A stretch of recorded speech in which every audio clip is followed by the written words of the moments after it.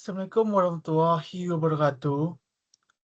Kali ini saya akan menjelaskan manajemen akuisisi strategi SI pada soal ujian akhir semester.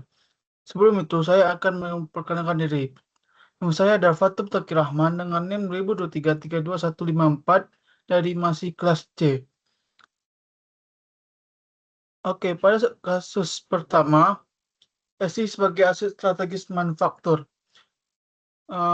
Sistem informasi merupakan kombinasi dari manusia, teknologi, prosedur, dan data yang bekerja bersama untuk menghasilkan informasi yang akurat dan mendukung pengambilan keputusan. Dalam perusahaan manufaktur, setiap proses seperti pengadaan bahan baku, proses hingga distribusi saling berhubungan. Jika proses tersebut masih dilakukan secara manual atau tidak terintegrasi, maka dapat terjadinya keterlambatan informasi, kesalahan pencatatan, dan serta pemborosan biaya operasional. Melalui penerapan SI yang terintegrasi, perusahaan dapat memperoleh data secara real-time dan mempercepat proses bisnis, meningkatkan produktivitas, serta mendukung pengambilan keputusan yang lebih tepat. Dengan sistem informasi yang berfungsi sebagai alat operasional, tetapi juga menjadi aset strategis yang mampu meningkatkan daya saing perusahaan dalam jangka panjang. Pada studi kasus kedua, yaitu perusahaan rentan mengalami keterlambatan dalam pengelolaan stok barang.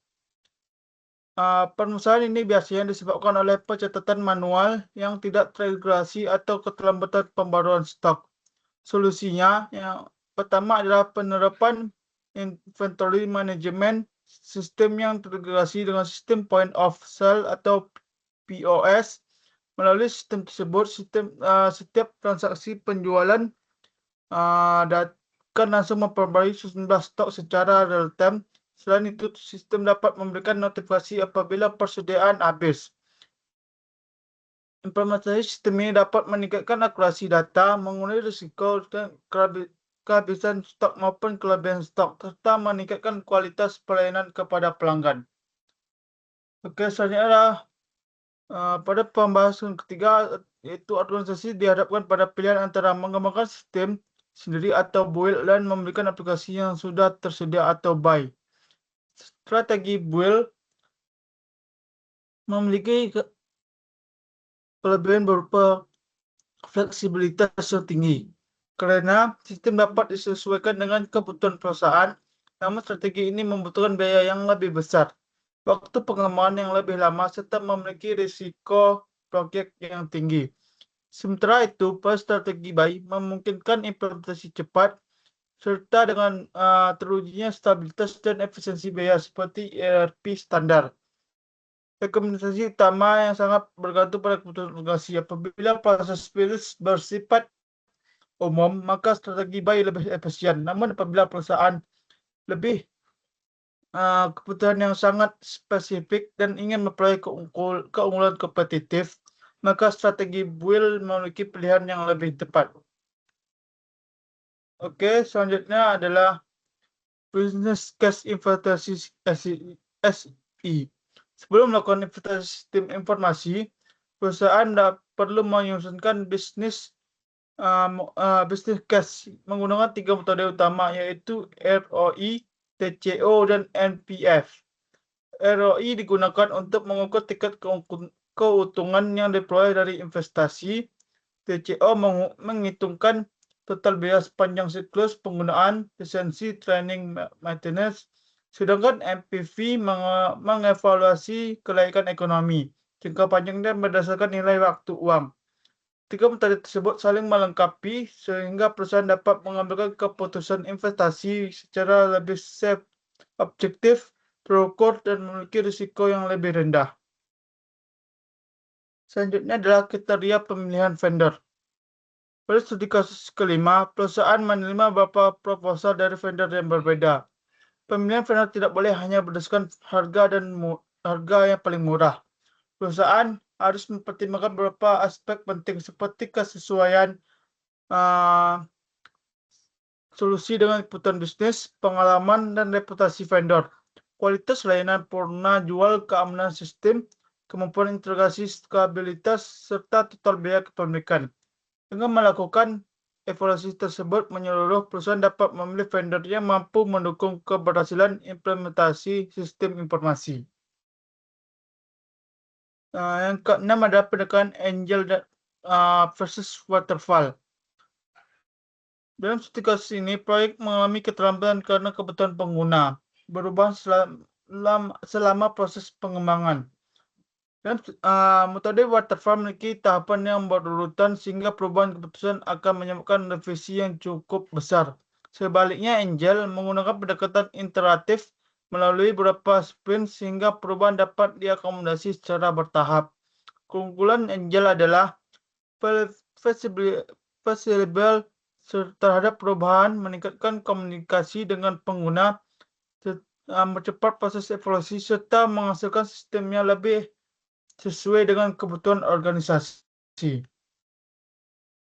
Selanjutnya adalah manajemen perubahan change management. Perusahaan tersebut dapat diatasi melalui penerapan change management, yaitu strategi yang dapat dilakukan antara lain memberikan sosialisasi mengenai manfaat sistem, melibatkan pengguna sejak tahap pengembangan, menyediakan pelatihan, membentuk tim pendukung atau help desk, serta menunjukkan komitmen dari manajemen puncak. Dengan strategi tersebut, resistensi pengguna dapat dikurangi sehingga proses implementasi sistem dapat berjalan lebih efektif. Selanjutnya adalah indikator keberhasilan implementasi. Beberapa indikator yang dapat digunakan antara lain peningkatan efisiensi operasional, penurunan biaya, peningkatan efisiensi operasional, peningkatan kualitas informasi, kepuasan pengguna, tingkat pengguna sistem, keandalan sistem, serta pencapaian rate on investment atau ROI. Melalui evaluasi tersebut, perusahaan dapat mengetahui sistem informasi telah memberikan manfaat sesuai dengan tujuan investasi yang telah direncanakan. Selanjutnya adalah adopsi cloud computing dan SaaS. Pada pembahasan ke-9, perusahaan mulai mengadopsi cloud computing dan software as service atau SaaS. Keuntungan dari strategi ini adalah biaya investasi yang lebih rendah, implementasi yang cepat, fleksibilitas yang tinggi, serta kemudahan akses dari berbagai lokasi.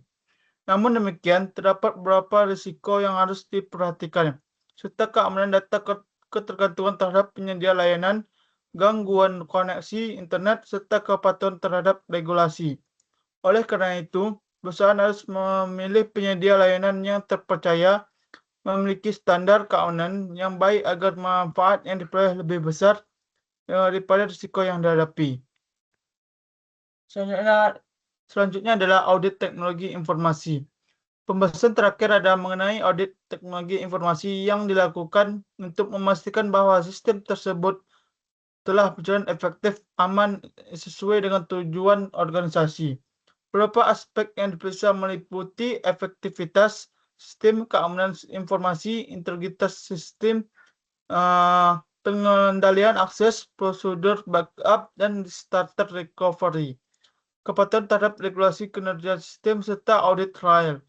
Melalui audit yang komprehensif, perusahaan dapat memastikan bahwa investasi sistem informasi benar-benar memberikan manfaat serta mendukung keberhasilan bisnis.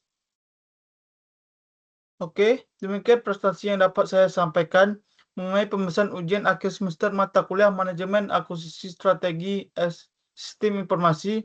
Melalui pembahasan ini dapat disimpulkan bahwa keberhasilan implementasi sistem informasi tidak hanya bergantung pada teknologi yang digunakan, tetapi juga pada strategi akuisisi, pengelolaan proyek, pemilihan vendor, kesiapan sumber daya manusia, serta evaluasi yang dilakukan setelah sistem diterapkan. Terima kasih atas perhatiannya. Apabila ada masukan, saya dengan senang hati menjawabnya. Wassalamualaikum warahmatullahi wabarakatuh.